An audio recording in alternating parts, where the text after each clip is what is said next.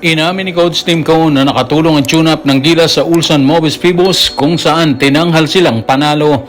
Hindi naman pinalampas ni Renzo Abando ang mainit na kritisismo ni Homer Saison kung saan tinawag siya nitong dumb player at si Coach Tim Cone nagbigay na ng posibleng idea sa mga makakabilang sa roster ng Gilas na sasabak sa Asian Qualifiers versus Jordan at Iran kung saan posibleng kabilang si Juan Gomez de Leaño.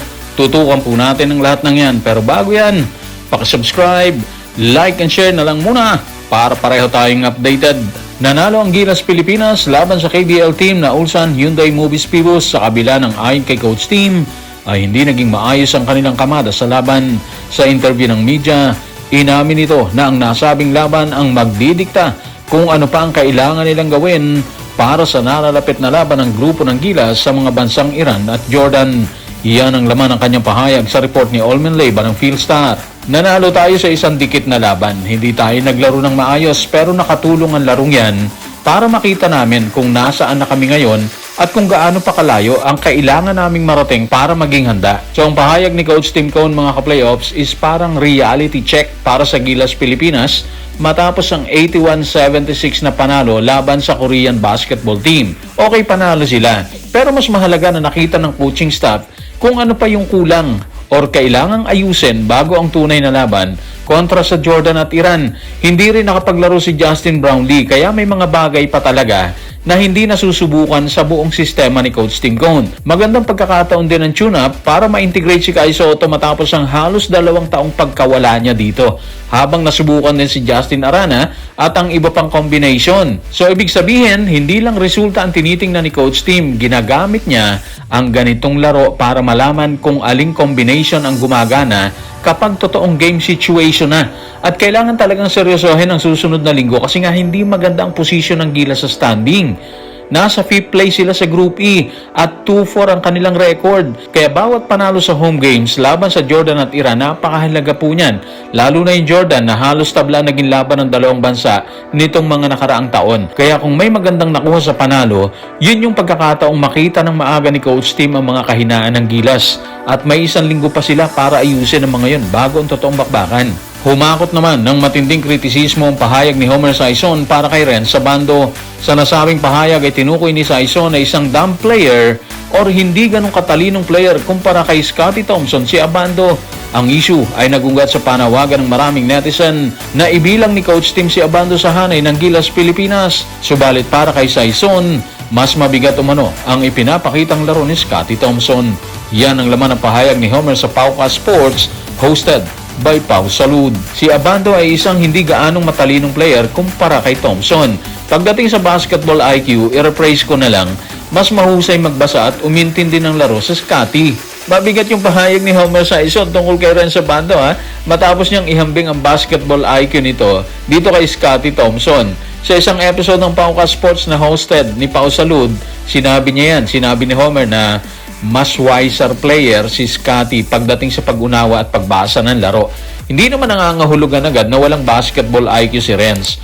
Pero malinaw na isang matinding kritisismo yon dahil ang usapan ay hindi lang tungkol sa shooting o athleticism kung hindi sa kakayahang umintindi ng laro. At hindi rin pinalampas ni Renzo Abando sinabi tungkol sa kanya sa kanyang Facebook post. Ang unang naging reaction niya is engot na malinaw na patama kay Homer Saison. Pero mas detalyado naging sagot sa isang Facebook page na may pangalan niya kung saan ipinagtanggol niya rin si Scottie Thompson na nilinaw niya na wala siyang problema sa Ginebra Guard. Sabi niya, "Guys, walang problema kay Kuya Scottie, huwag niyang ibas. I respect him as a player, magaling siya at mabait na tao. Pero kung sasabihin mong dumb ako, depende kung tatlo yan. Kaya ko nga mag-adapt ng sistema ng ibang bansa tapos sasabihan mo ako ng dumb." So yan yung sagot ni Renzo Abando. At kung tutusin, maganda rin na hindi sinama ni Renzo si Scottie sa kanyang pagtutol. Sa halip, kinilala niya yung husay ni Scottie. Ang punto niya dito mga playoffs is hindi siya sang-ayon sa paglalagay sa kanya ng label na dumb. Lalo na't ipinunto niya na kaya niyang mag-adapt sa sistema ng ibang bansa, partikular dito sa KBL. At syempre, hindi naman kailangan patunayan ni Renz ang sarili niya dahil lang sa isang komentong gano'n. Ano man ang tingin ng isang analyst sa kanyang basketball IQ, mas mahalagang tinitingnan ang kabuuan ng karera or ng karera ni Renz at ang mga ipinapakita niya sa loob ng court. Pero bilang isang taong may malaking platform, sana mas maingat din sa pagpili ng mga salita, di ba? Sa panayam pa rin ng media, nagbigay ng kanyang pananaw, bagamat hindi opisyal si Coach Tim Cone. Sa kanyang pahayag, nabanggit nito na malaki pa rin ang possibility na mapabilang sa hanay ng Gilas si Balti at Juan Gomez de Leaño. Dahilan niya, isinasaalang-alang pa rin umano nila ang performance ng players sa nakaraang window.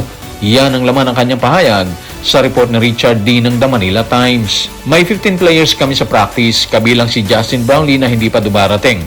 Kaya kailangan namin pumili ng 12 mula 15. Patuloy pa rin kami nagsusuri sa ngayon, habang isinasaalang-alang din namin ang mga naging performance ng mga player sa mga nakaraang window. Parehong malaki pa rin ang posibilidad ni Juan at Balti na mapasama sa 12-man lineup. So yung pinakaunang dapat pansinin sa pahayag ni Coach Tim Cone is 15 players lang ang pinagpipilian para sa 12 slots. Kaya 3 pangalan ang siguradong mawawala sa final roster, di ba? At kahit may mga inaasahang automatic choices gaya ni Kai Soto, Junmar Fajardo at syempre si Justin Brownlee, malinaw kay Coach Tim na wala pang dapat maging kampante. Tinitingnan pa rin nila ang kasalukuyang performance, pati ang naging ambag ng bawat player sa mga nakaraang window. So ibig sabihin, hindi lang kung sino ang maganda sa practice ngayon ang magiging basihan. May bigat ang mga ipinakita ng players sa aktual na international games. Dito pumapasok ang pangalan ni Juan Gomez de Leaño. At para kay Juan, malaking puntos talaga pinakita niya laban sa New Zealand kung saan nagtala siya ng 23 puntos at naging malaking bahagi ng comeback ng Gilas hanggang umabot sa double overtime. Hindi man nauwi sa panalo yung game na yon, ipinakita niya na kaya niyang gumawa ng big play sa international stage. At dito magiging interesting ang final selection. 4 na sunod na talo ang kailangan putulin ng Gilas kaya hindi pwede na puro pangalan o reputasyon ang magiging basihan. Kailangan piliin ni Coach Tim ang 12 player na pinakaangkop sa Jordan at Iran. Kung ang isang player ay nagpakita na kaya niya mag-perform kapag mataas ang pressure, gaya ng ipinakita ni Juan Gomez de Leaño, natural lang na magkaroon siya ng malakas na argumento para makuha ang natitirang slots.